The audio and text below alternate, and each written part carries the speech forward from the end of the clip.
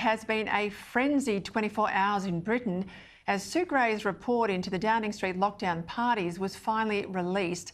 It's caused some humiliating scenes for the Prime Minister Boris Johnson in the House of Commons last night, including this missive from his predecessor, Theresa May. The COVID regulations impose significant restrictions on the freedoms of members of the public. They had a right to expect their Prime Minister to have read the rules, to understand the meaning of the rules, and indeed those around him to have done so too, and to set an example in following those rules.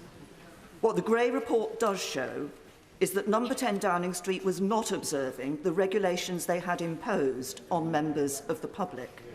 So either my right honourable friend had not read the rules, or didn't understand what they meant, and others around him, or they didn't think the rules applied to Number 10. Which was it?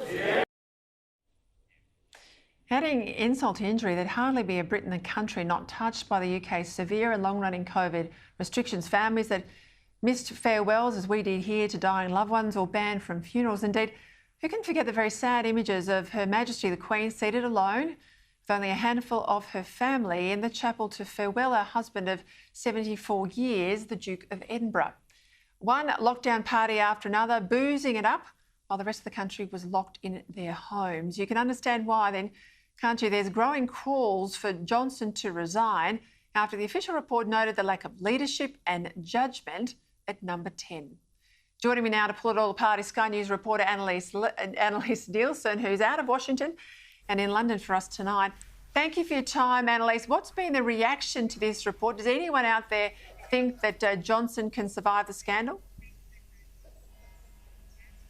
This is the extraordinary thing that we're even now talking about it, because he seemed so on the ropes even just a week ago, but it seems like he is charting a course out of this. As you well know, the big challenge here is not the general public anymore. Their outrage has been well and truly felt. It's keeping his own party members in line, and it seems like he did manage to placate some of the concerns in a party meeting last night after that absolute bollocking in the House of Commons. What we saw was he really had to promise that he would release the full report, but even then the language was moderated in a statement by Downing Street saying, we won't release the full report, but we will have another update after the inquiry is complete. And that's a concern too, because then it's some kind of tacit acknowledgement that there could be prosecutions following that, and so this is going to be a long-running saga. But the fact that you've got so many parties being investigated by the police, 12 now out of the 16, and the potential for Boris Johnson to be interviewed by police. He seems to have survived this week, but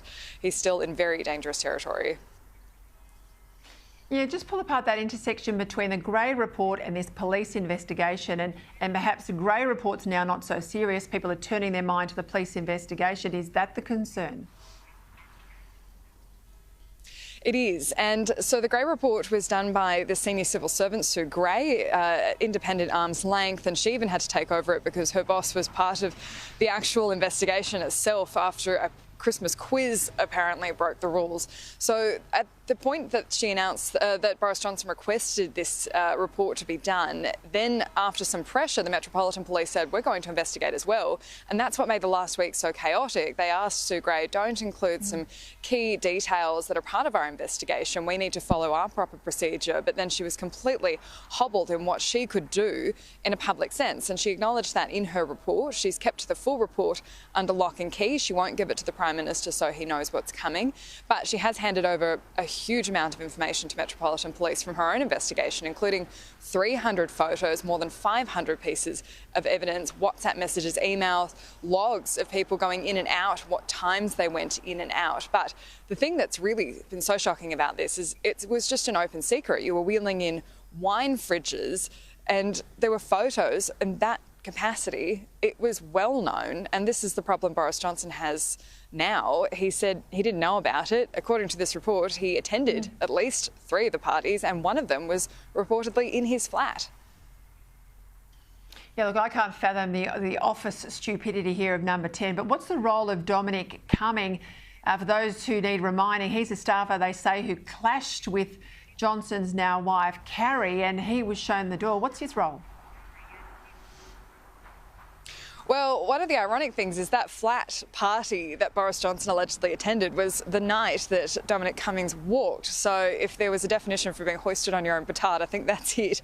What the role is now is he's been highly critical of Boris Johnson since he's left. He's become a vocal critic and he's directing a lot of the media reporting. He's doing the rounds this morning and he's likely to give evidence as well in all this at the same time that Boris Johnson's also likely to be interviewed by police.